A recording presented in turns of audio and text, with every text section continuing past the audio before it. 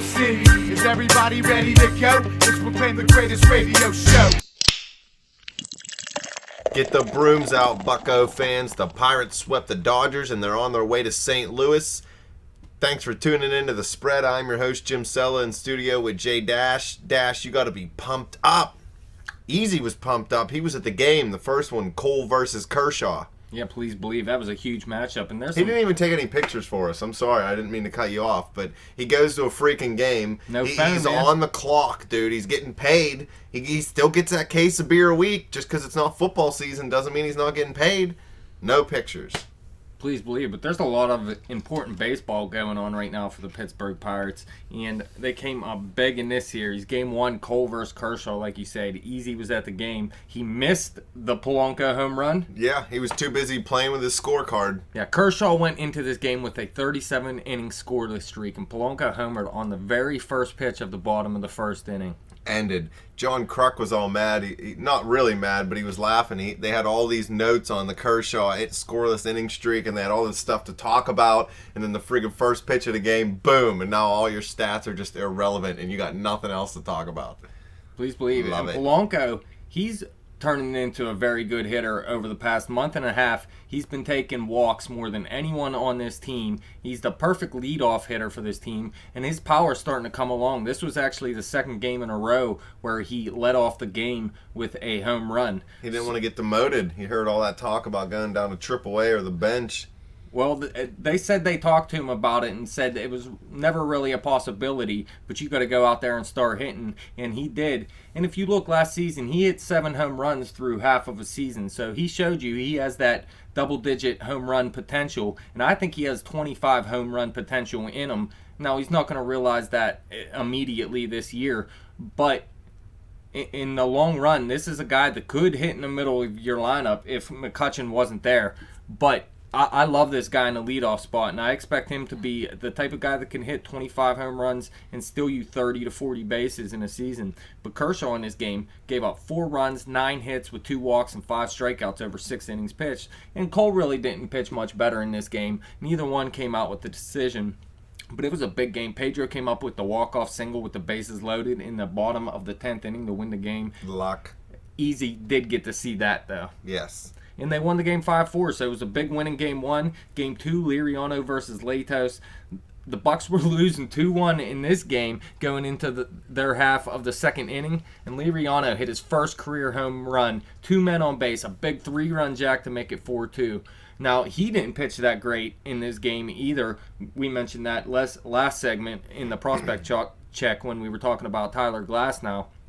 But, yeah, he had a down game, but he did come up with a big 3-run home run, his first of his career. And I told you, this guy hits home runs in batting practice all the time. Obviously, he doesn't have the game power, but the big home run here, this was a very weird series to begin with. Look, in this game, Marte stole second at a point when McCutchen was at bat. Now, McCutchen foul-tipped it, but the catcher still caught it, and they made Marte go back to first base for some odd reason. Now, McCutchen did hit the catcher with his backswing, but too freaking bad, man. Your backswing's your backswing. That's the catcher's fault if he gets hit by it. I mean, a batter has a backswing. You can't change it. I don't know what happened. So he ended up actually stealing second again, but that's just a ridiculous call in my mind. I'm getting so sick of umpires this season. They're terrible calling balls and strikes. They're terrible on the base pass.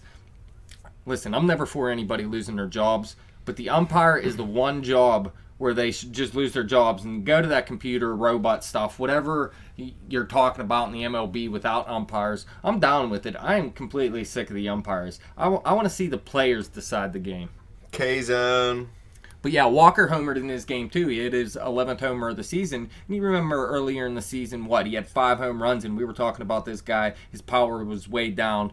And I said, look, listen, he could still hit 15 to 18 home runs this season, and it does look like his power is starting to come back, and Walker is still a very important piece to this offense. 11 home runs, I do see him getting over 15 this season, so it's still a very good season from a second baseman if he can get over that 15 home run mark. Always love Neil. Buccos hate him, I love him.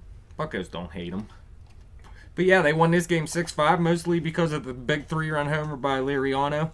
And then game 3, you got Charlie Morton versus Alex Wood. Now, they were losing in this game, too. 5-1 through 4.5 innings. And then they were losing 5-3 heading into the bottom of the 7th. But then they put up 9 runs in that inning. Most of that against Jim Johnson, the reliever from L.A., who was dealt at the deadline from Atlanta. He was closing for Atlanta after Grilly got injured for the season, and he was pitching well, but this guy has gotten lit up since coming to LA. And I called them one of the winners at the deadline. Everything they brought in has been working out very poorly for him. So you can see, you said sometimes the deadline does help. Look at Toronto. Well, sometimes it hurts too, because things aren't working out for LA right now. Matt Latos, he hasn't looked very good for him, obviously. He pitched game 2, didn't look very good. Now, Alex Wood, he didn't pitch terrible, but he hasn't looked great for him either. So we'll have to see what happens with LA. What they brought in at the deadline hasn't really worked out for him. But this 9-home run inning, it was capped off by Jung-Ho Kang, your boy, Jim. He was actually hit by a pitch twice in this game, and then in that 9-run inning, he capped it off with a 3-run homer. So he got a little bit of payback for him.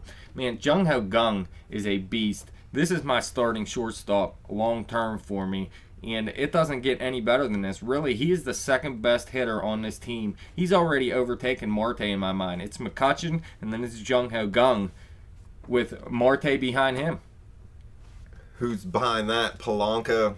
Well, Cervelli's a pretty good hitter in his own right, man. Man, he's a gap hitter. He really knows how to hit it into that 410 gap or whatever it is at PNC Park. Please believe. And he hustles around the base pass. Yeah, he also homered in this game. In fact, that homer came the inning after, I believe it was. It wasn't the 9-run inning. It was after the 9-run inning, and he hit a bomb, dude. It was deep. It rose and rose back, man, like 20 rows back, it seemed like.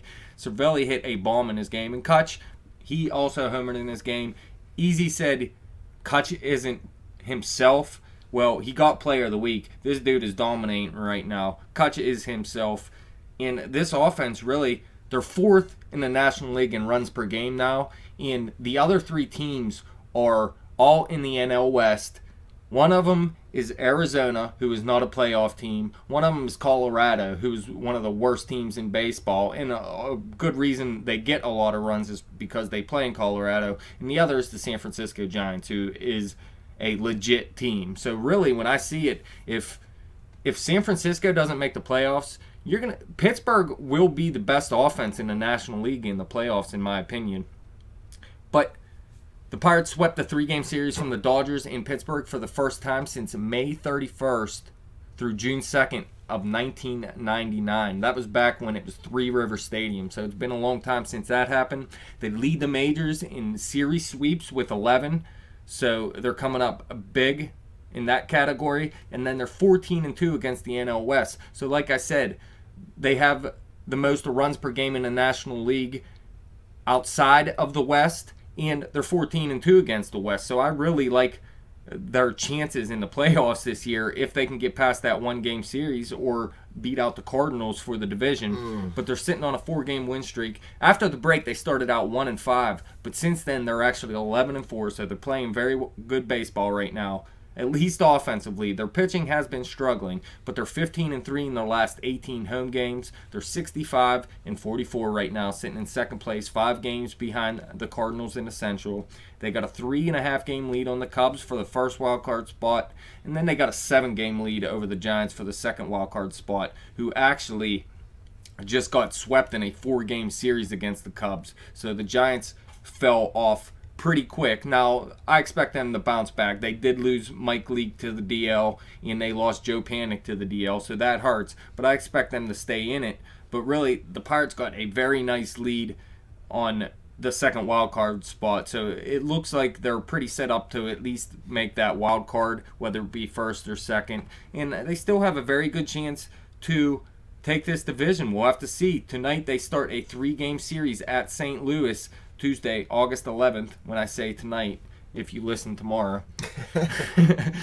But look, they're 5-5 versus St. Louis this season, but they're 0-3 on the road, so they got to come up big in this series and at least take one of these games. If you're sitting 6 back after the series, all is not lost, but you want to see them take at least 2 or 3, jump up to 4 games behind the Cardinals.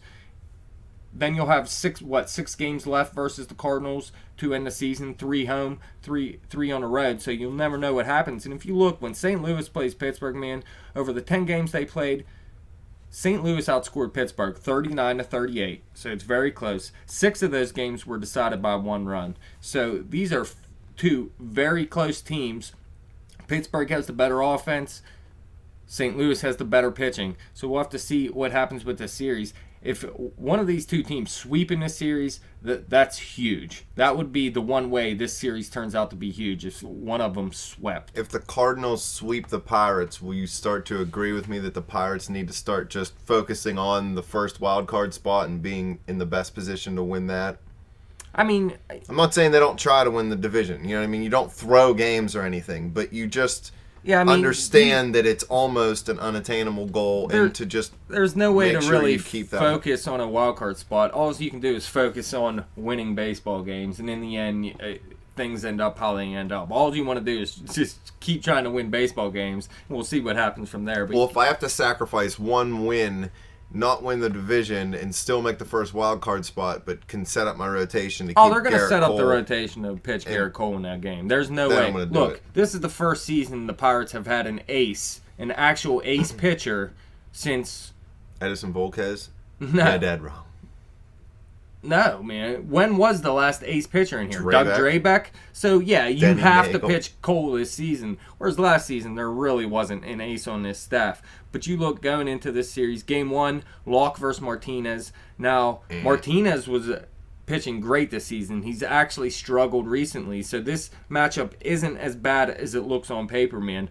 I think the Pirates' offense is going to be able to get to Martinez. Now the question is Locke going to be able to handle St. Louis's offense? They've been struggling somewhat recently. They've had a little bit of a bounce back since they went, 3 games scoring 1 run or something. But I think this matchup looks pretty decent for the Pittsburgh Pirates. And then you got Cole versus Walker. This is another huge matchup, just like that Cole-Kershaw matchup. Maybe not as big as names, because Walker isn't as big as Kershaw, but Walker is St. Louis's ace. So this is a huge matchup. And then Game 3, Liriano versus Lynn. So Pittsburgh's going to see the best 3 pitchers on St. Louis's staff in St. Louis. So it's going to be tough on Pittsburgh. But I like Cole, Liriano, and Locke in their matchups. And I see Pittsburgh taking at least 2 or 3 here. And I'm going to go out on a limb and say they lose Game 2 when Cole pitches and win when Locke and Liriano pitch. I think they're going to lose the series. Well, obviously you do. Are they going to win a game? Which game? No. They'll win the Liriano game. That's the game they're going to win. The 3rd game. Yeah. But big series here, and then, like I said, they got 6 games against each other left, so things are heating up in the Central, especially if one of these teams can sweep here, then things get real dicey, because the Pirates could be donezo in the division, or they could be right on the Cardinals' tails. I like that pun. There you go. We're going to end this segment on the great pun. Thank you, fans, for tuning in. Thank you, Dash, for all the baseball knowledge. Fans, you can follow us on Twitter at bet_the_spread. You can follow me on Twitter at betjimthewin. Check out our Facebook page at facebook.com/betthespread. Keep coming back to our YouTube page. Keep subscribing and throw us that thumbs up.